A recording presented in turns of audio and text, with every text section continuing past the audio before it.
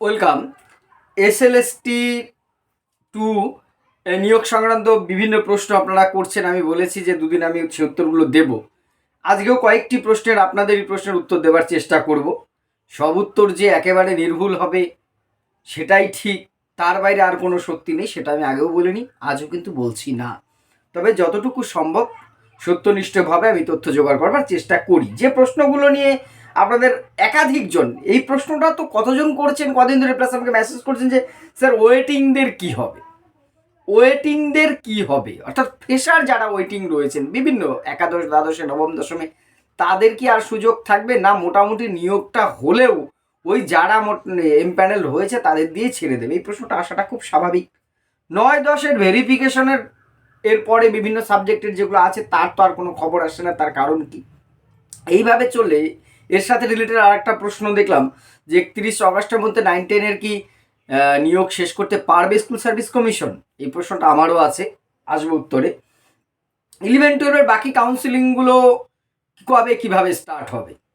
এবং আর একটা যেটা প্রশ্ন, এটার অনেক আগের থেকে আমি বলেছিলাম, অনেকে আমার সাথে একমত হননি, 2016-র ভ্যাকান্সিকে এই নিয়োগের সাথে যুক্ত হয়েছে।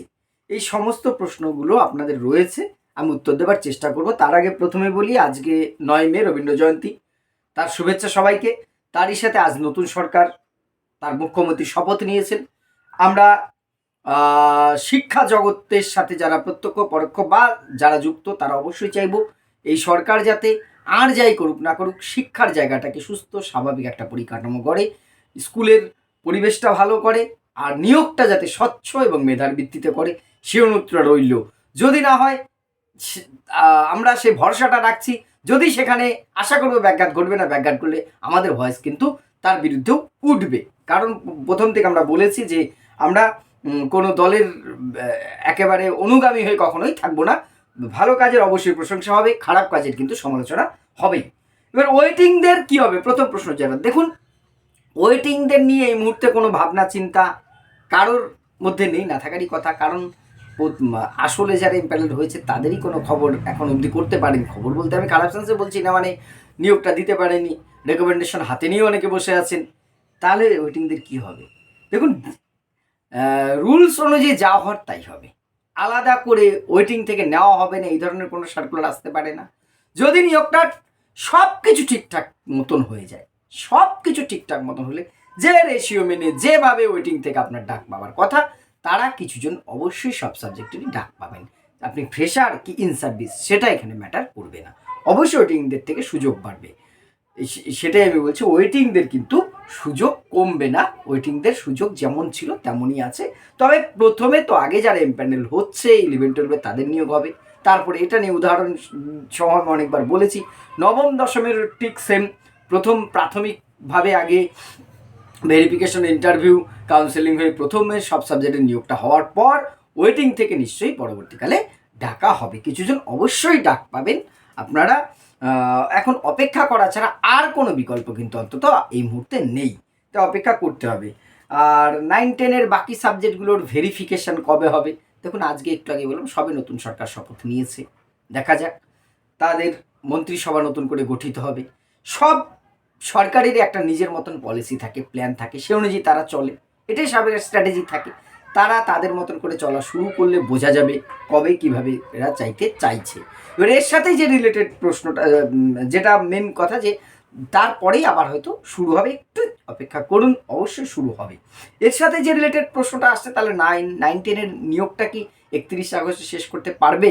এই প্রশ্নটাই সরকার পরিবর্তনের আগে বা পরিবর্তনের ভাব এসছে তখনও নয়, তার অনেক আগের থেকে আমি তুলেছিলাম। আপনাদের নিশ্চয়ই যারা নিয়মিত আমার কথাগুলো শোনেন বা আমার সাথে আলোচনায় থাকেন তারা সহমত হবেন। আমি অনেকবারই বলেছি যে 9-10-এর নিয়োগটা 31 আগস্টের মধ্যে করাটা খুব চাপের আছে।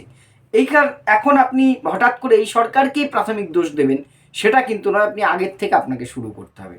আমি আগেও বলেছি, ভালো কাজ হলে সমর্থন, খারাপ হলে সমালোচনা করবো আমরা, এটাই হওয়া উচিত আমার মনে হয়। তাহলে পেছনের দিক থেকে যদি আমরা শুরু করি, কীরকম ডিলেভাবে চলছে, সেই 7ই সেপ্টেম্বর 14ই সেপ্টেম্বর ভাবুন তো, পরীক্ষা হয়েছে, রেজাল্টটা তড়িঘড়ি, পরীক্ষাটা কত তাড়াতাড়ি নিল, তারপর থেকে ব্যাপারটা যাচ্ছি, যেতে পারি কেন যাব, খেতে পারি কেন খাবো, এইরকমভাবে যেন চলছে।